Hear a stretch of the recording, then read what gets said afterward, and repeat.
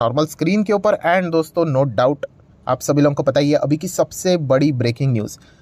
तो जैसी ये ब्रेकिंग न्यूज़ हम लोग को देखने को मिली, बहुत सारे लोगों के डाउट्स आना शुरू यहाँ पे हो चुके हैं। सो हर एक डाउट मैं आप लोगों का यहाँ पे सॉल्व करने वाला हूँ। हो सकता है वीडियो कुछ बड़ी भी यहाँ पे बन सकती है, कुछ पर्सनल एक्सपीरियंस भी यहाँ पे मैंने देखे थे जब ये चीज़ें हुई थी, वापस दोबारा ये चीज़ें होती हुई देखने को मिल रही है। तो इसका इम्पैक्ट क्या रहेगा, पॉजिटिव क्या है, नेगेटिव क्या है, क्या एग्जिट कर ले, क्या बर्बाद हो जाएंगे, सारी चीज़ें क्लियर हो जाएगी। सो कौन सी ब्रेकिंग न्यूज़ की मैं बात कर रहा हूँ, तो दोस्तों अभी तक आपको खबर पता चल ही गई होगी, 2,000 रुपये की नोट भी हम लोगों को अभी टाटा बाय बाय बोलते हुए देखने को यहाँ पे मिल रही है। बहुत ही शॉर्ट पीरियड हम लोग को इसका देखने को मिला। 2016 में डीमोनेटाइजेशन हुआ था, तभी 2,000 रुपये के नोट का जन्म हुआ था।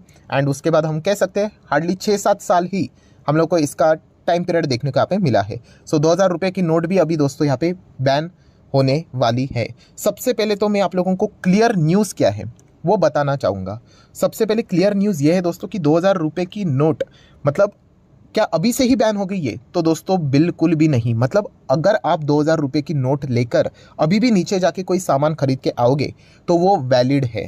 पर आरबीआई ने क्या बोल दिया है कि 2,000 रुपये की नोट को हम लोग क्या करने जा रहे हैं, इसको विड्रॉ करके बंद करने जा रहे हैं। तो इसीलिए आपको टाइम दिया गया है, कब तक?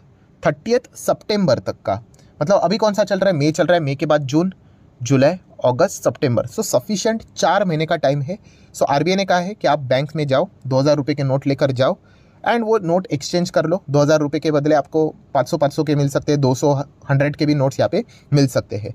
मतलब सबसे पहला जो गलत फहमी है, जो लोगों के दिमाग में ये चल रहा है कि बैन ही हो गया करके, बैन नहीं है। जाओ नीचे, अभी भी आप लोगों को सामान यहाँ पे मिल जाएगा। हाँ, वो डिपेंड करता है कि जो शॉपकीपर है वो लेता है या नहीं। लेना तो चाहिए दोस्तों, इतना सा छोटा सा तो मतलब चीज़ है, अगर आपको धंधा चलाना है तो इतना तो करना आना चाहिए। तो ये सबसे पहले जो गलत फहमी है, जो गलत चीज़ें बोली जा रही है कि बैन हो गया, बैन हो गया, नहीं।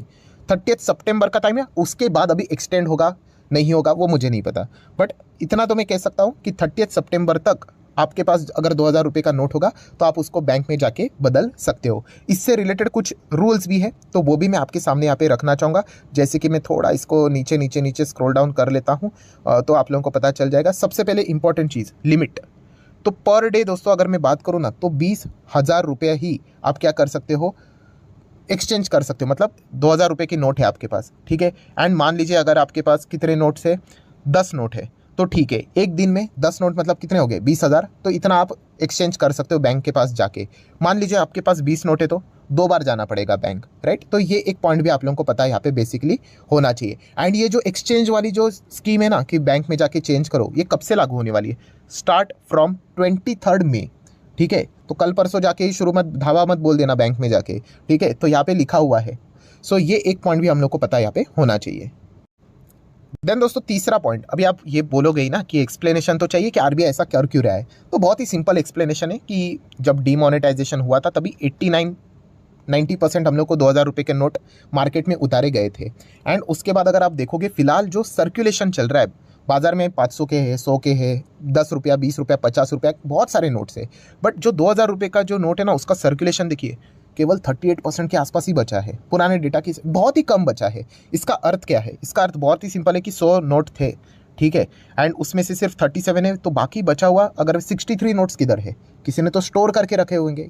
बहुत ही सिंपल है ना। ब्लैक मनी की अगर हम लोग बात करें दोस्तों, देखिए जब डीमोनेटाइजेशन हुआ था ना, ठीक है, सरकार का इंटेंशन की अगर मैं बात करूँ, ठीक है, मैं न्यूट्रल होकर बात कर रहा हूँ, मुझे कोई बीजेपी कांग्रेस से लेना देना नहीं है।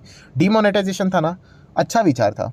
बट डीमोनेटाइजेशन जिस प्रकार से इंप्लीमेंट किया ना दोस्तों, वो पर्सनली मुझे भी ऐसा लगता है कि ठीक नहीं था। क्योंकि डीमोनेटाइजेशन मतलब क्या, कि करेंसी का वैल्यू कम करना।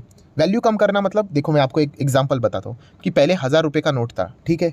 अभी 1,000 रुपये का नोट आपको छुपा कर रखना है, ब्लैक मनी के हिसाब से अगर मैं बात करता हूँ।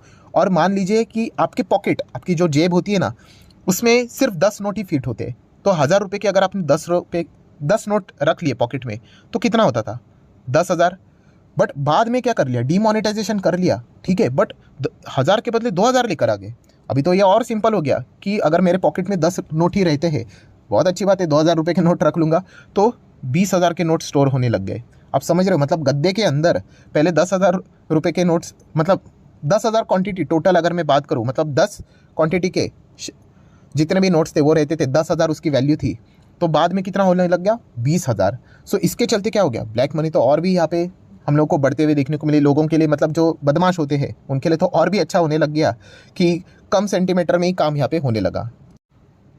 मतलब पहले जो हज़ार रुपए की जो नोट की गड्डियाँ बनती थी, ठीक है, 1 लाख के हिसाब से, मान लीजिए वो 2-3 सेंटीमीटर की होती थी 1000 के हिसाब से, तो बाद में वही सेंटीमीटर 2000 के हिसाब से वो उसकी आधी हो गई, 1 सेंटीमीटर ही हो गई। मतलब आपको छुपाने के लिए वैसा और भी मदद हो गया 2000 के हिसाब से। एंड इसी बहाने के चलते हम कह सकते हैं अभी आरबीआई ने क्या फैसला लिया है कि सर्कुलेशन कम है तो किसी ना किसी के पास इसका स्टोरेज बहुत, किसी ना किसी मतलब वही ब्लैक मनी के हिसाब से ही होता है दोस्तों, स्टोरेज यहाँ पे करके रखा हुआ होगा।